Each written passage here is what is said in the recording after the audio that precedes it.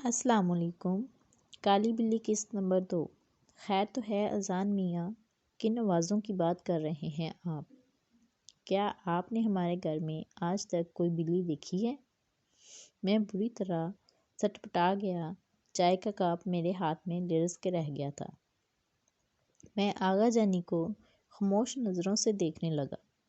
مجھے لگا وہ مجھ سے نظر بچا رہی ہیں۔ پھر کہنے لگیں، بہت ممکن ہے آواز کہیں باہر سے آتی ہو، اور بیٹا بلی کی آواز ہی ہے نا، شیر کی تو نہیں۔ وہ ایک پھیکی سی ہنسی ہنس دیں اور میں بھی بس جی جی کر کے رہ گیا۔ چائے کا کپ میز پر رکھتے ہوئے میں نے اجازت طلب نظروں سے انہیں دیکھا۔ وہ کچھ کھوئی کھوئی محسوس ہوئی اور میں سلام کر کے باہر نکل آیا۔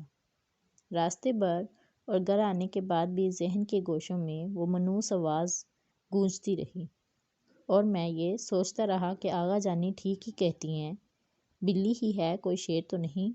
مگر بلیاں مستقل روتی کب ہیں؟ آغا جانی کچھ چھپا تو نہیں رہی؟ مگر کیا؟ اگر ان کے گھر بلی ہے بھی تو ان کو مجھ سے چھپانے کی کیا ضرورت تھی؟ اور وہ آوازیں مستقل کیوں ہیں؟ مجھے ہی کیوں آئیں؟ کیا کوئی اور انہیں سن پاتا ہے یا یہ میرا وہم ہے؟ آغا جانی نے تو صاف انکار کر دیا کہ ایسی کوئی آواز انہوں نے نہیں سنی، مگر کچھ تو ہے جس کی چگلی کھا رہا تھا ان کا سفید پڑتا چہرہ اور لرزتا لہجہ۔ خیر یہی سب سوچتے ہوئے میں نے فیصلہ کیا کہ کل سے پڑھائی کے لیے دوسرا کمرہ منتخب کروں گا۔ میں بنیادی طور پر لاہور کا رہائشی ہوں اور فاسٹ فوڈ فیکٹری میں بطور کوالٹی کنٹرولر مقرر ہوں۔ ملازمت میں تبادلے کے باعث کراچی میں مقیم ہوں۔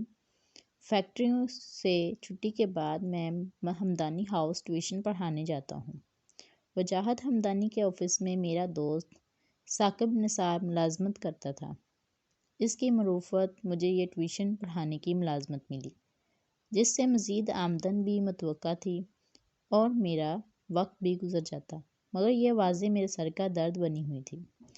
اگلی شام 6:15 بجے میں ہمدانی ہاؤس پہنچا تو دیکھا مسز ہمدانی اور ایک مولوی قسم کا بندہ لان میں بیٹھے کچھ بات کر رہے تھے۔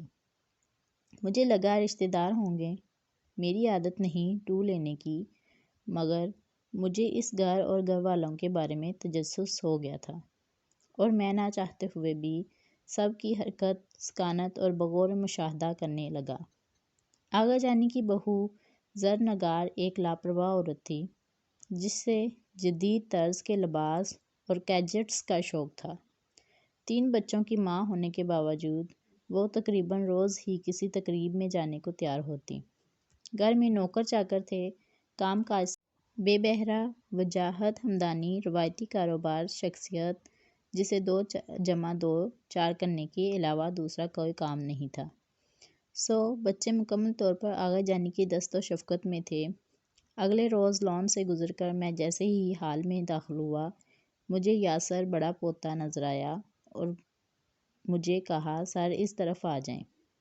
سیڑھیوں سے چڑھ کر ہم ایک کوریڈور سے گزرتے ہوئے خوبصورت کمرے میں داخل ہوئے۔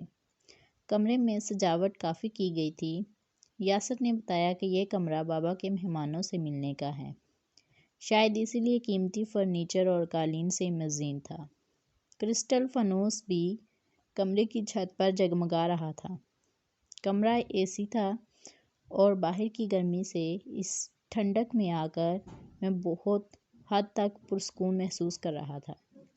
اتفاق کی بات یہ تھی کہ آج وہ منحوس آواز بھی نہیں آ رہی تھی۔ یاسر نے بتایا کہ دادی نے کہا ہے آج سے ہم یہیں پڑھیں گے۔ میں نے گردن ہلاتے ہوئے خدا کا شکر ادا کیا۔ دل میں آئی کہ بچوں سے پوچھیں اس متعلق، مگر پھر آغا جانی کی باتوں کو سچ مان کر بچوں کو پڑھانے میں خود کو مصروف کر لیا۔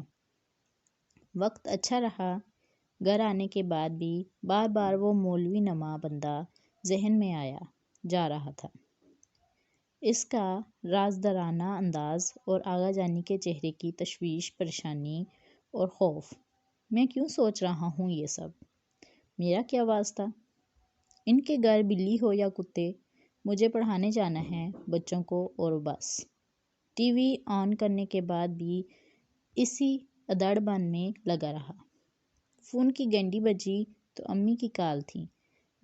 جب سے کراچی آیا ہوں امی تقریباً روز ہی 10 سے 11 کے درمیان کال کر کے خیریت لیتی تھیں۔ اب یہ کہانی آگے بھی جاری ہے۔ اگر میری کہانی اچھی لگی تو لائک ضرور کیجیے گا، اگر نہیں ہے تو سبسکرائب ضرور کیجیے گا۔ اللہ حافظ۔